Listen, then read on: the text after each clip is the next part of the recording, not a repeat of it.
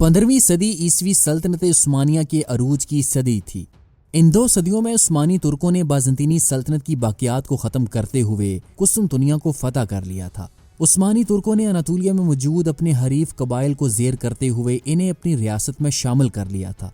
مشرقی یورپ میں وہ فتوحات حاصل کرتے ہوئے ہنگری تک جا پہنچے۔ مصر جو 6 صدیوں تک طاقتور ترین سلطنتوں کا مرکز رہا، اب ایک عثمانی صوبہ بن چکا تھا۔ محاج کی جنگ میں شکست کے بعد ہنگری کی 150 سالہ بادشاہت کا سلطان سلیمان نے خاتمہ کر دیا تھا۔ آج کی اس ویڈیو میں ہم مالٹا کی عظیم مہم اور سلطان سلیمان کی زندگی کی آخری چند جنگی کارروائیوں کا ذکر کریں گے۔ اس کے ساتھ ساتھ ہم سلطان سلیمان کی موت اور سلطان سلیمان سے ہونے والی چند غلطیاں جو کہ آنے والے دور میں سلطنت عثمانیہ کو مزید زوال کی پستی میں لے جائیں گی، ان پر بھی تفصیل سے بات کریں گے۔ سلطنت عثمانیہ کی تاریخ پر ہماری گزشتہ ویڈیو میں ہم نے جس آخری بحری جنگ کا ذکر کیا تھا وہ پرویزا کی جنگ تھی۔ اس جنگ میں فتح کے بعد خیر الدین باربروسا نے مونٹینیگرو کے چند اور شہروں پر قبضہ کرتے ہوئے وہ واپس دارالحکومت استنبول میں سلطان سلیمان کے پاس چلے گئے۔ اس دوران انہوں نے سمندروں پر اپنی ہیجمنی قائم رکھنے کے لیے اپنے ایک چیف لیفٹیننٹ اور پرویزا کی جنگ کے ایک انتہائی تجربے کار سالار ترگت رئیس کو مغربی بحیرہ روم میں عیسائیوں کے جہازوں اور بندرگاہوں پر حملے کے لیے روانہ کیا۔ ترگت رئیس نے شروع میں تو اسپین کے ساحلی علاقوں پر کامیاب چھاپے مارے اور اس نے 1540 عیسوی میں سسلی، اسپین اور کارسیکا کے ساحلی علاقوں کو تباہ و برباد کر دیا تھا۔ لیکن جون میں گیرولاٹا کے جزیرے میں عیسائی اتحادیوں جن میں وینس اور ہسپانیہ کی بحریہ شامل تھی نے گھات لگا کر ترگت رئیس پر حملہ کیا اور اس کے پورے بیڑے کو پکڑ لیا گیا، جبکہ ترگت کو یرغمال بنا کر جینوا بھیج دیا گیا۔ اس دوران وینس نے اپنے نقصانات سے دل برداشتہ ہو کر عثمانی سلطان سلیمان کے ساتھ ایک علیحدہ امن معاہدے پر دستخط کیے، جس کی وجہ سے شہنشاہ چارلس پنجم کی طاقت کسی حد تک کمزور ہو گئی۔ کچھ مورخین کہتے ہیں کہ ستمبر 1540 عیسوی میں اس نے باربروسا کو ایک خفیہ خط بھیجا تھا، جس میں اسے فریق بدلنے کا موقع فراہم کرنے کی پیشکش کی گئی تھی، لیکن خیر الدین باربروسا نے اس پیشکش کو ٹھکراتے ہوئے ترک امیر البحر کا عہدہ چھوڑنے سے انکار کر دیا۔ اس نے حکم دیا کہ شہنشاہ چارلس کی سلطنت کے جنوبی بندرگاہوں پر جنگی کارروائیوں کو تیز کر دیا جائے، جس پر شہنشاہ چارلس نے ترکوں کے آئے روز حملوں سے تنگ آ کر شمالی افریقہ میں عثمانی مقبوضات پر قبضہ کرنے کا ارادہ کیا، اور 1541 عیسوی میں اس نے الجزائر کے لیے جنگی مہم شروع کی، جبکہ وہ خود اس مہم کی قیادت کر رہا تھا۔ اس وقت الجزائر کی حکومت خیر الدین باربروسا کے ایک اور جانثار حسن آغا کے پاس تھی، جس کے پاس اس وقت صرف 1000 سپاہی موجود تھے۔ بدقسمتی سے عیسائیوں کے لیے یہ موسم انتہائی خطرناک ثابت ہوا، کیونکہ اس سال بارشیں کچھ زیادہ ہوئیں اور سردی میں شدت شروع ہو گئی۔ بارشوں اور طوفانوں نے ان کے بحری بیڑوں کو کافی نقصان پہنچایا۔ پھر بھی چارلس کی فوج الجزائر میں اترنے اور محاصرہ کرنے میں کامیاب ہو گئی۔ اس محاصرے کے دوران بربر فوج نے عثمانی ترکوں کی مدد کرتے ہوئے عیسائی لشکر پر دن رات چھاپے مار کر انہیں نفسیاتی طور پر کمزور کرنے کی کوشش کی۔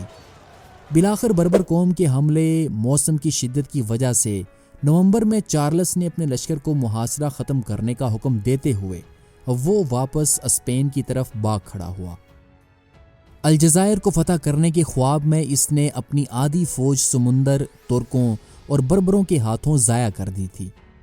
اس دوران خیر الدین باربروسا کو جب اپنے عظیم کمانڈر کی جینوا میں قید ہونے کی خبر ملی تو وہ سلطان سلیمان کے حکم پر اپنے بحری بیڑے کے ساتھ بحیرہ روم میں داخل ہوئے اور انہوں نے اسپین کے مغربی ساحل کے ساتھ ساحلی علاقوں پر چھاپے مارے۔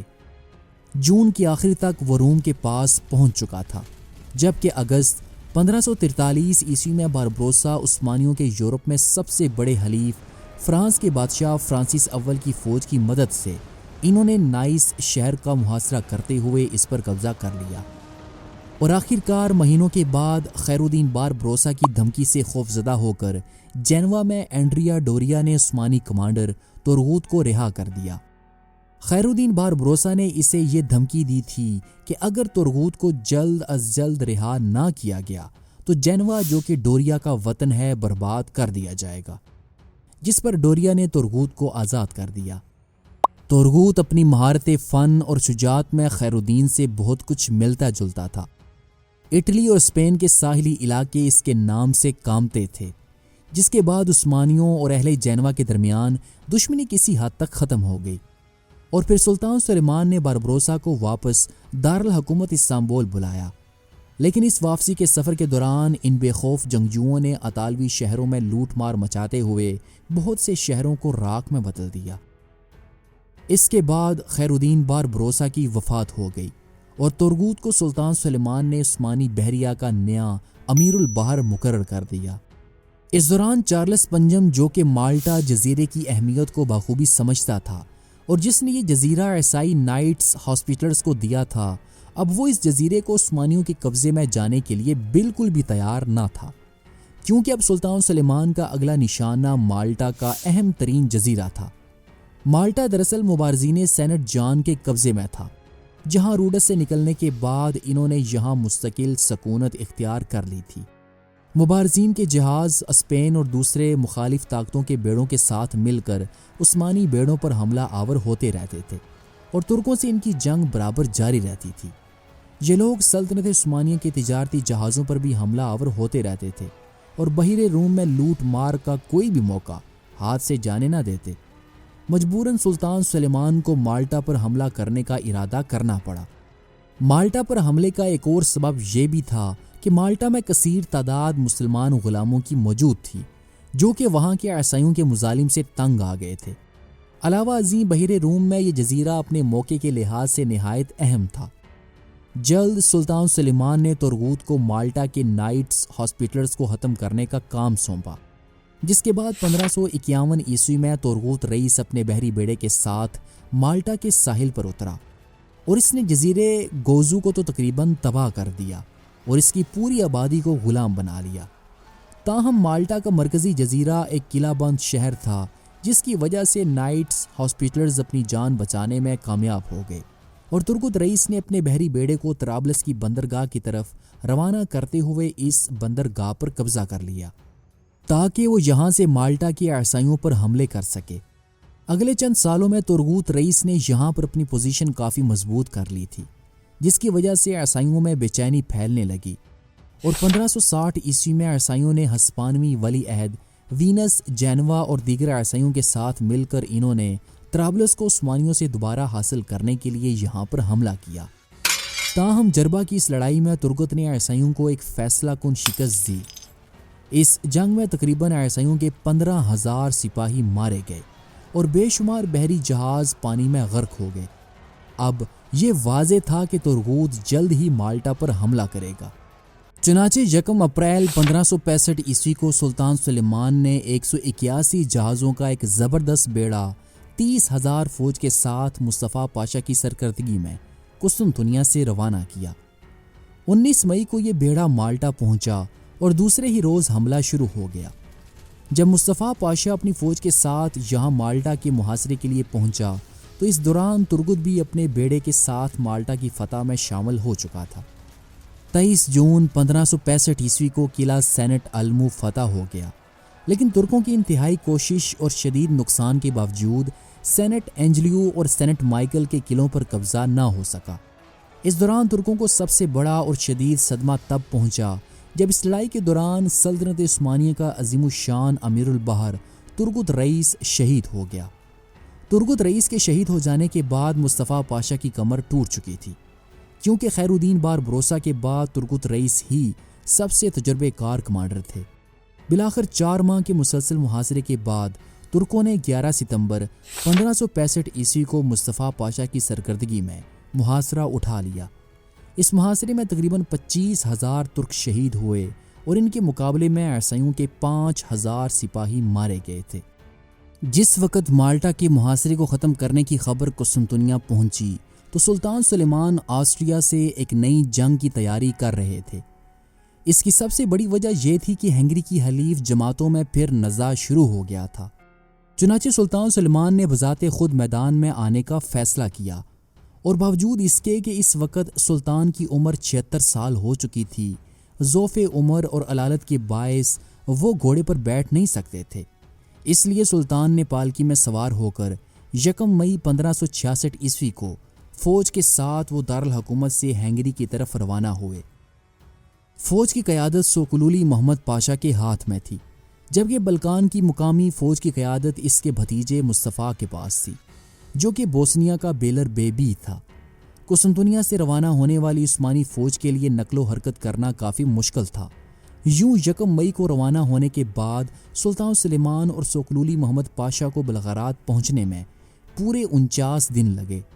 یہاں اس بات میں کوئی شک نہیں کہ آسٹریا کی جنگ نے اس سال مبارزین مالٹا کو ترکوں کے دوسرے بڑے حملے سے محفوظ کر لیا تھا، جو یقیناً ان کے لیے انتہائی مہلک ثابت ہوتا۔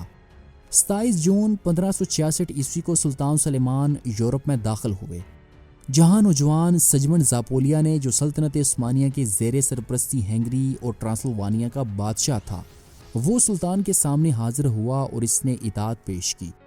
سلطان سلیمان ایگر شہر میں ہونے والی اپنی گزشتہ شکست پر بہت برہم تھے، اس لیے اب کی بار انہوں نے بذات خود ایگر کو فتح کرنے کا فیصلہ کیا۔ جیسے ہی سلطان سلیمان اور ان کا وزیر ایگر شہر کی طرف مرکزی فوج کے ساتھ روانہ ہوئے تو ادھر محمد تراکلی کی کمان میں ایک عثمانی فوج کروشیائی عظیم کمانڈر نکولا زرینسکی کے ساتھ نبرد آزما ہوئی۔ یہاں پر اس نے عثمانیوں کا ڈٹ کر مقابلہ کیا اور عثمانی یہ جنگ ہار گئے۔ فتح کے بعد اس نے عثمانی سنجق بے محمد کو پھانسی دے دی۔ جب یہ خبر سلطان سلیمان کو پہنچی تو سلطان سلیمان سخت برہم ہوئے، کیونکہ یہ عثمانی کمانڈر سلطان سلیمان کا انتہائی پسندیدہ کمانڈر تھا اور اس کی پھانسی سلطان نے اپنی توہین سمجھی۔ اب سلطان نے ایگر شہر کو فتح کرنے کا ارادہ ترک کر دیا اور وہ اپنے مرکزی لشکر کے ساتھ اپنے پاشا کا بدلہ لینے کے لیے زرینسکی کی طرف روانہ ہوئے۔ چنانچہ 5 اگست 1566 عیسوی کو عثمانی فوجوں نے سیگڈوار شہر کے گرد اپنے خیمے نصب کیے۔ 5 روز میں یہ شہر فتح ہو گیا، لیکن وہاں کے حاکم زرینی اور اس کے باقی ماندہ 3200 سپاہیوں نے قلعے میں پناہ لی اور وہاں سیاہ علم نصب کر کے اس بات کی قسم کھائی کہ جب تک ایک سپاہی بھی زندہ رہے گا ہتھیار نہیں ڈالیں گے۔ چنانچہ ترکوں نے اس قلعے پر 3 بڑے حملے کیے، لیکن ہر بار انہیں پسپا ہونا پڑا۔ بالآخر انہوں نے قلعے کے سب سے بڑے برج کے نیچے سرنگ کھود کر بارود بچھا دیا اور 5 ستمبر 1566 عیسوی کو صبح بارود میں آگ لگا دی۔ یوں 4 روز کی مسلسل گولہ باری کے بعد 8 ستمبر کو یہ قلعہ فتح ہو گیا، لیکن 5 ستمبر کی رات کو ہی سلطان سلیمان کی روح قفس انصری سے پرواز کر چکی تھی۔ صدر اعظم سوکلولی نے سلطان کی وفات کی خبر بالکل چھپائے رکھی اور اسی کے نام سے تمام احکامات جاری کرتا رہا۔ اس نے پوشیدہ طور پر شہزادہ سلیم کے پاس اس حادثے کی اطلاع بھیج دی تھی۔ اس درمیان میں عثمانی فوجیں، جن کی تعداد 1.5 لاکھ تھی، متعدد مقامات فتح کرتی رہیں۔ وزیر اعظم نے سلطان کی لاش پر مسالہ لگا کر اسے خراب ہونے سے محفوظ کر دیا تھا اور کوچ کے وقت لاش کو پالکی میں رکھ کر ایک مقام سے دوسرے مقام تک لے جایا جاتا تھا۔ اس نے لشکر میں یہ خبر مشہور کرا دی تھی کہ سلطان علالت کی وجہ سے باہر نکلنے سے معذور ہے۔ اس تدبیر سے اس نے 7 ہفتے تک اس کی وفات کو پوشیدہ رکھا اور بالآخر یہ معلوم کر لینے کے بعد کہ قسطنطنیہ میں شہزادہ سلیم تخت نشین ہو چکا ہے، اس نے 24 اکتوبر 1566 عیسوی کو تمام فوج کو جمع کر کے سلطنت عثمانیہ کے آخری طاقتور ترین سلطان سلیمان کی وفات کا اعلان کر دیا۔ سلطان سلیمان کے عہد میں سلطنت عثمانیہ اپنی وسعت، قوت اور خوشحالی کے لحاظ سے حد کمال تک پہنچ چکی تھی۔ اس کے بعد الجزائر، سائپرس اور کریٹ کے علاوہ اس میں بہت کم اہم اور مستقل اضافے ہوئے۔ اس وسیع و عریض سلطنت کا رقبہ 20 لاکھ مربع میل سے زیادہ تھا۔ یہ بودا سے بصرہ تک اور بحیر کیسپین سے مغربی حصے تک پھیلی ہوئی تھی اور یورپ، ایشیا اور افریقہ کے بہت سے ممالک اس میں شامل تھے۔ سلطان سلیمان کا یہ فخر کوئی بیجا فخر نہ تھا کہ وہ بہت سی مملکتوں کا فرما روا، 3 براعظموں کا شہنشاہ اور 2 بحروں کا مالک ہے۔ سلطان سلیمان کی عدالت میں ہر طبقے اور ہر جماعت کے لوگ برابر تھے اور سب کے ساتھ یکساں انصاف کیا جاتا تھا۔ صوبوں کے گورنر یا دوسرے اعلیٰ حکام جو بے انصافی یا ظلم کا ارتکاب کرتے فوراً برطرف کر دیے جاتے تھے اور اکثر انہیں اپنی جرائم کی پاداش میں قتل کی سزا ملتی۔ سلطان سلیمان کو عدل و انصاف کا اس قدر خیال تھا کہ تخت سلطنت پر آتے ہی اس نے پہلا کام یہ کیا کہ بعض حکام کو جو اپنے فرائض کی ادائیگی میں بدعنوانیاں کرتے تھے برخاست کر دیا۔ اس امر میں وہ کسی شخص کی رعایت نہ کرتا، خواہ وہ شخص سلطان سے کتنا ہی قریبی تعلق رکھتا ہو۔ چنانچہ فرحات پاشا کو، جو کہ سلطان کا داماد تھا، سلطان نے ظلم اور رشوت ستانی کے جرم میں اسے ایک صوبے کی حکومت سے معزول کر دیا۔ فرحات پاشا کی بیوی اور سلطان سلیمان کی ماں نے بڑی التجاؤں کے بعد اس کو دوبارہ اس کے عہدے پر مقرر کرایا، لیکن جب اس نے اپنی سابق بدعنوانیاں پھر شروع کر دیں تو سلطان سلیمان نے اسے دوبارہ معزول کیا اور اب کی بار سلطان نے اسے قتل کر دیا۔ سلطان سلیمان کی خانگی زندگی بالکل بے داغ تھی۔ وہ اپنی طبعی شرافت اور رحم دلی کے لیے مشہور تھا، لیکن خون کے چند بدنما دھبوں نے اس کے دامن کو بھی داغدار بنا دیا۔ سلطان کا سب سے بڑا لڑکا مصطفیٰ ایک نہایت لائق اور ہونہار شہزادہ تھا۔ سلطان سلیمان نے اس کو مانیسا صوبے کا حاکم بنا دیا تھا، جہاں اس کی غیر معمولی قابلیت کے جوہر نمایاں ہونے لگے۔ اس میں سلطان سلیمان کے تمام اعلیٰ اوصاف پائے جاتے تھے۔ وہ فوج کا محبوب اور اپنے ملک کی عوام کا ہر دل عزیز تھا، لیکن یہی ہر دل عزیزی اس کی ہلاکت کا باعث ثابت ہوئی۔ سلطان حورم، جو کہ سلطان سلیمان کی سب سے زیادہ محبوب بیوی تھی اور سلطان کی مزاج میں حد درجہ حاوی ہو گئی تھی، وہ اپنے بیٹے سلیم کے لیے تخت کو محفوظ کر لینا چاہتی تھی، لیکن سلیم علاوہ اس کے کہ شہزادے مصطفیٰ سے عمر میں چھوٹا تھا، نہایت نالائق اور عیش پسند بھی تھا، اور مصطفیٰ کے مقابلے میں اسے تخت پر بٹھانے کا خیال بھی کسی کو نہیں آ سکتا تھا۔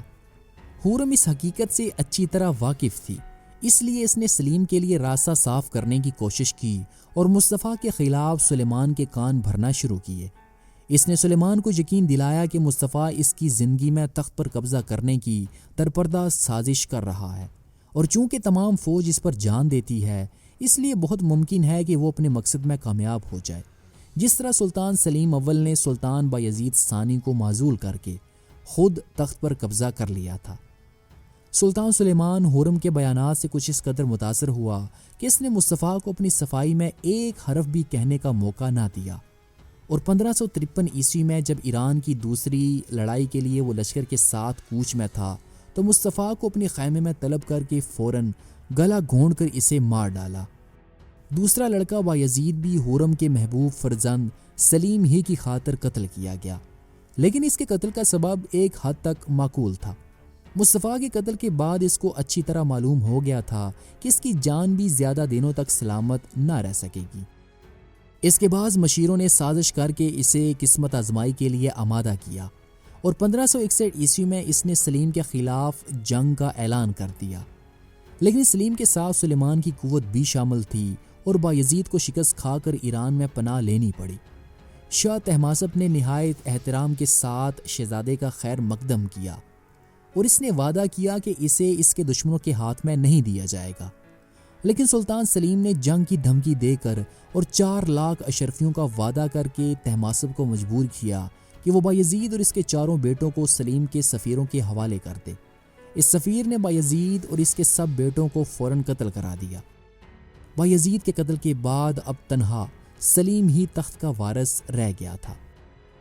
خون کے جن چھینٹوں سے سلطان سلیمان کا دامن داغدار نظر آتا ہے، ان میں سے ایک اس کے وزیر ابراہیم کا خون بھی ہے۔ ابراہیم نسلاً یونانی تھا، لڑکپن میں گرفتار ہو کر وہ فروخت ہو گیا تھا۔ مغنیسا کی ایک مسلمان دولت مند بیوہ نے اسے خریدا اور اس کی ذہانت کا اندازہ لگا کر اعلیٰ تعلیم دلوائی۔ ایک بار سلیمان اس صوبے میں گیا اور وہاں اس کی نظر ابراہیم پر پڑی۔ ابراہیم فن موسیقی کا ماہر تھا، اس کے اس کمال کا اثر سلیمان پر خاص طور سے پڑا اور وہ اسے اپنے ساتھ قسطنطنیہ لیتا آیا۔ وہاں پہنچ کر وہ اپنی قابلیت اور ذہانت کی وجہ سے روز بروز سلطان سلیمان کی نظر میں زیادہ محبوب ہوتا گیا، یہاں تک کہ سلیمان نے اپنی بہن کا عقد اس سے کر دیا اور 1523 عیسوی میں اسے سلطنت عثمانیہ کا وزیر اعظم مقرر کیا۔ سلیمان ابراہیم پر حد درجے اعتماد رکھتا اور اس سے بے حد محبت کرتا، دونوں ساتھ ہی کھانا کھاتے، تمام امور سلطنت دونوں کے باہمی مشورے سے طے پاتے۔ جن مارکوں میں سلیمان کسی معذوری کی وجہ سے خود شرکت نہ کر سکتا، ان میں ابراہیم کو سر عسکر بنا کر بھیجتا۔ 13 سال تک سلیمان کے اعتماد کی یہی کیفیت رہی، لیکن پھر اس کے دل میں ابراہیم کی طرف سے شکوک پیدا ہونے لگے جو ابراہیم کی بے احتیاطی سے بڑھتے گئے۔ چونکہ سلیمان نے اس کو سلطنت کے تمام اختیارات دے رکھے تھے، اس لیے ابراہیم خود کو سلطان کا ہم پلا خیال کرنے لگا، اور یہی خیال اس کے لیے مہلک ثابت ہوا۔ اس کی خود اعتمادی یہاں تک بڑھ گئی کہ آخر میں اس نے اپنے نام کے ساتھ سلطان کا لقب بھی شامل کر لیا۔ یہ دیکھ کر سلطان سلیمان کے وہ شکوک جو حورم نے ابراہیم کے خلاف اس کے دل میں پیدا کر دیے تھے، یقین کی حد تک پہنچ گئے۔ حورم دراصل وزیراعظم کے عہدے پر اپنے داماد رستم پاشا کو مقرر کرانا چاہتی تھی۔ حورم کی تدبیر کارگر ثابت ہوئی، اور 1535 عیسوی میں ایک روز جب ابراہیم حسب دستور کھانا کھانے کے لیے محل شاہی میں داخل ہوا تو پھر اس میں سے زندہ نہ نکل سکا، اور دوسرے روز محل میں اس کی لاش پائی گئی۔ ابراہیم کی تمام جائیداد اور دولت بھی ضبط کر لی گئی،